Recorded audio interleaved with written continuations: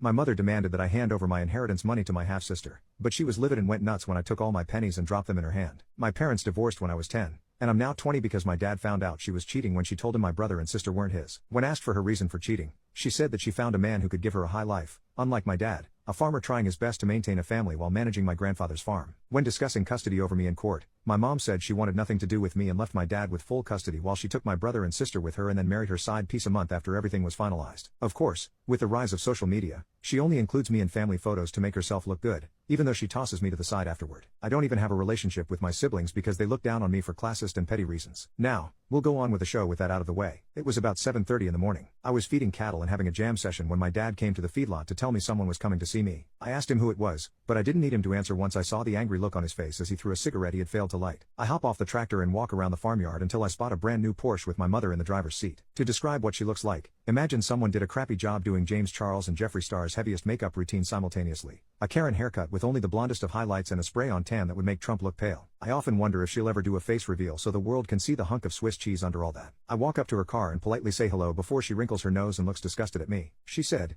"Don't you have anything better to wear, besides those filthy rags, and take that wad of chewing tobacco out of your mouth? I'm embarrassed that you're my son looking like that." I said, these are work clothes, and I was working, and I just put this chaw and it ain't even kicked in yet. What do you want?" She looked me up and down with a disgusted look again before taking a deep breath and speaking. "Mother, I need to ask you a favor. It's rather important." The only thought going through my head was, she's part of a cult and needs me to be a blood sacrifice at tonight's meeting. I asked that it be. She said, "See, your sister will be graduating this year, and I think it would only be fair if you gave her the money your grandfather left you since you don't need it. I know what she's after now. My grandpa had put aside $25,000 for each grandchild that, once they turn 18, they can use for college buying a car. The only catch was you needed to either graduate high school or obtain a GED. Now, why would she want this money, you may ask? Well, I'll tell you. She had asked my grandpa after the divorce that not only should her kids,